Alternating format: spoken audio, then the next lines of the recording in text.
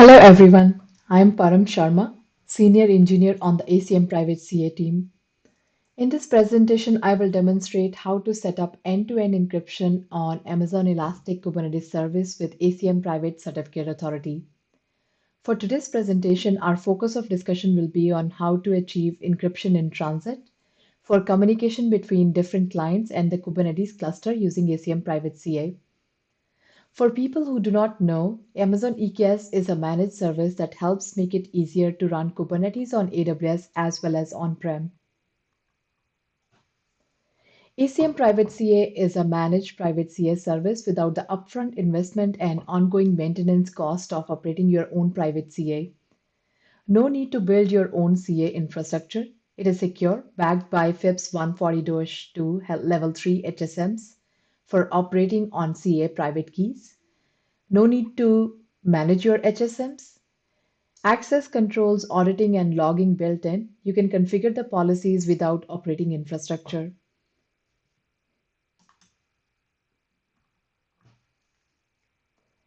ACM Private CA helps you manage the lifecycle of your private certificate centrally and in a highly available way without the upfront investment and ongoing maintenance cost of your running your own private certificate authority.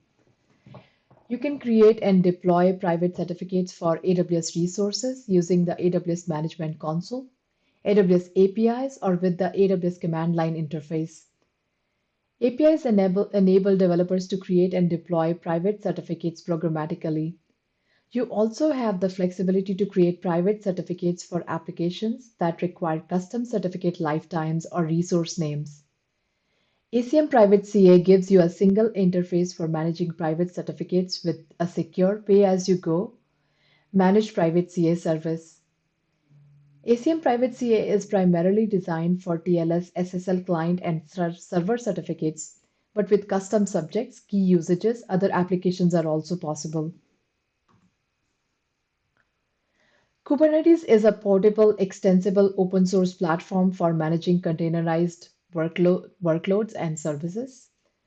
Cert Manager adds certificates and certificate issuers as resource types in Kubernetes cluster and simplifies the process of obtaining, renewing, and using those certificates. Cert Manager requests certificate, distributes them to Kubernetes containers, and automates certificate renewal. Cert Manager ensures that certificates are valid and up to date and attempts to renew certificates at an appropriate time before expiry. By default, Cert Manager uses self-signed certificate authority with CA key being available in memory. With this plugin, AWS Private CA Issuer, Cert Manager requests TLS certificates from ACM Private Certificate Authority, a highly available, auditable, and managed CA. The integration supports certificate automation for TLS in a range of configurations, including at the ingress, on the pod, and mutual TLS between pods. You can use the AWS Private CA Issuer plugin with Amazon Elastic Kubernetes Service, self-managed Kubernetes on AWS, and Kubernetes on-premises. How and where you terminate your TLS connection depends on your use case, company security policies, and the need to comply with various regulatory requirements. For example, you can choose to terminate traffic at the load balancer or at the ingress controller level, as indicated in 1 and 2 in this diagram. Alternatively, you can terminate traffic at the pod level, especially if you have a security requirement for end-to-end TLS encryption that terminates on the pod itself. Another popular use case is to enable mutual TLS for inter-pod communication as shown in number 4. For today's discussion, we will be focusing on terminating TLS at the ingress level. This will help us to optimize the performance of our workloads and make them easier to configure and manage TLS. Let's look at the reference architecture for terminating SSL at ingress level. As mentioned in the previous slide, AWS Private CA Issuer Connector is being used to issue certificates from ACM Private CA. The certificate details will be stored inside the secret object. The two controllers, Cert Manager and AWS Private CA Issuer, ensures that desired state is maintained for your certificate request and secrets. For this demo, we will create an ingress controller that allows you to manage external or internal HTTPS access to Kubernetes services running inside this cluster. This ingress controller is fronted by an Amazon Network Load Balancer that load balances incoming traffic at the network layer level. We have configured a Kubernetes service that creates a replica set of three instances of pods to demonstrate a simple Hello World application. For next few minutes, we're going to show you a demo for the same.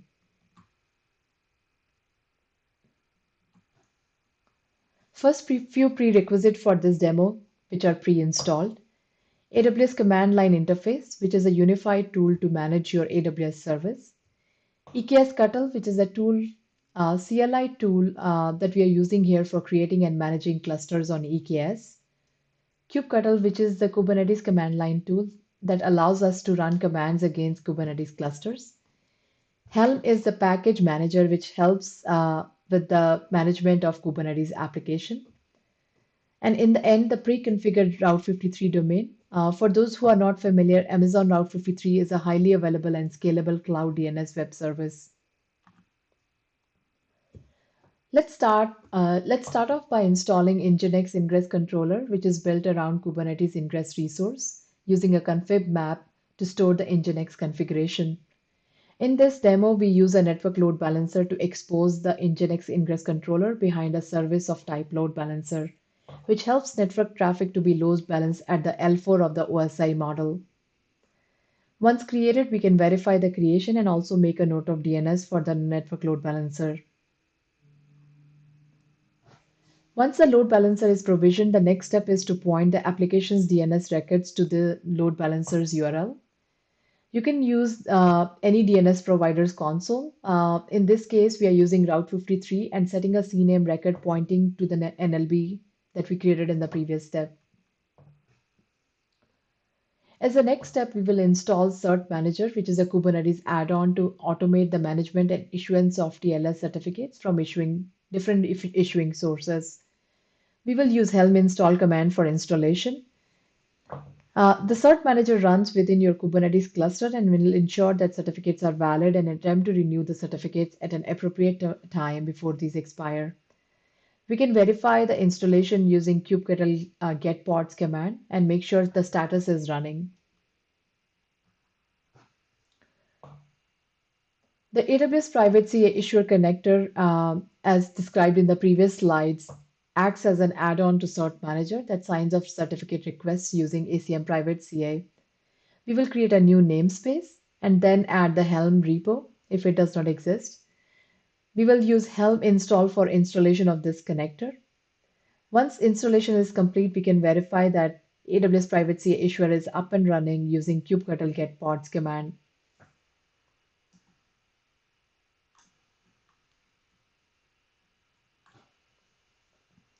For this demo, we are creating a private certificate authority of RSA 2048 key type. You can create a CA using the AWS console, AWS CLI, or AWS CloudFormation. Once the private CA is active, you can proceed to the next steps. We will begin by creating the issuer, which represent a certificate authority such as ACM Private CA. We will need at least one issuer before we can start requesting certificates in our cluster. So let's create this manifest file and apply it using kubectl command. Before we proceed, let's make sure that the issuer is up and running. So we're going to verify the installation using kubectl get command, and we can see that our issuer is up and running. In order to allow EKS to request certificates from ACM Private CA, we need to add the IAM policy to the node instance role for the EKS cluster to make sure it can access ACM Private CA. We're going to attach the IAM policy to the appropriate node instance role.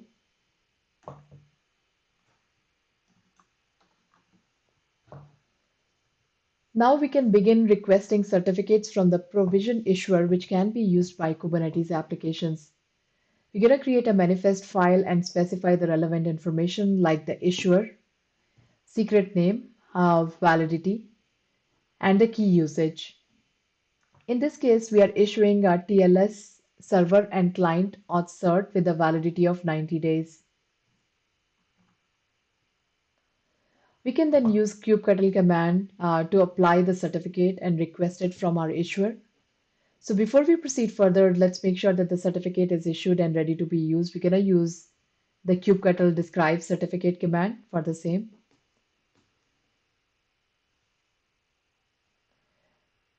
We're going to verify that the certificate is in ready state and can be used, and the secret itself is populated.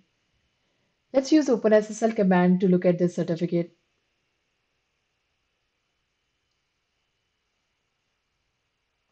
We're going to make sure that the issuer is as specified. The subject is the subject that we asked for. We can look at the subject alternative names, basic constraint CA is false, and the key usage is web server and client auth as we requested. We'll create a new service, which is a simple Hello World application. It's of type cluster IP and then deployment with 3 replicas. We are using a sample echo header command to demonstrate the TLS connection. We're going to begin by creating this manifest file, and then we're going to use the kubectl apply command to apply this file.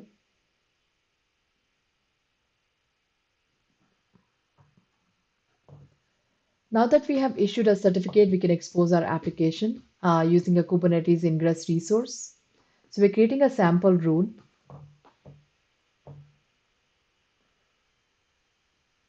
We're creating this new manifest file calling it example ingress rule.yaml and applying it using kubectl command.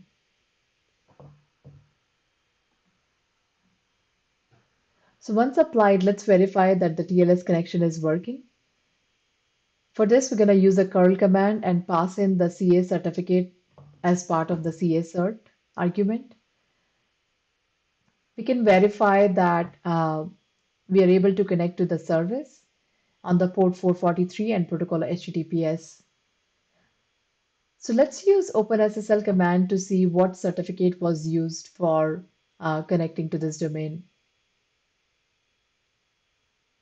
So here we can see that this is the certificate that we issued from our issuer with the subject and the SANs that we specified with the extended key usage, which is web and client server auth as requested.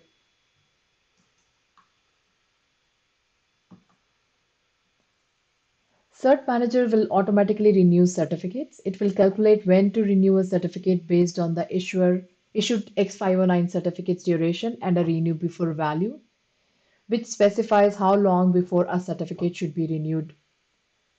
Once an X509 certificate has been issued, Cert Manager will calculate the renewal time for the certificate. By default, this will be two-thirds through the X509 certificate's duration. If spec renew before has been set, it will be spec renew before amount of time before expiry. Cert Manager will set certificate status renewal time to the time when the renewal will be attempted. To summarize, let's talk about how ACM Private CA helps. As per Kubernetes recommended best practices, you can use ACM Private CA to issue short-lived certificates and limit the potential exposure of private keys with configurable validity. In ACM Private CA, the CA private keys are stored in hardware security modules, which adhere to FIPS 140-2 Level 3 compliance. These CA private keys are never exposed as plain text and cannot be exported outside AWS. We are using an open source connector AWS Private CA issuer, which works with native Kubernetes Cert Manager. This connector is used to issue private certificates from your ACM Private CA resources and return the issued certificate back to Cert Manager. Cert Manager ensures that certificates are valid and up to date. That means no infrastructure outage due to certificate expiry. Here are a few resources that you can use to try things out yourself.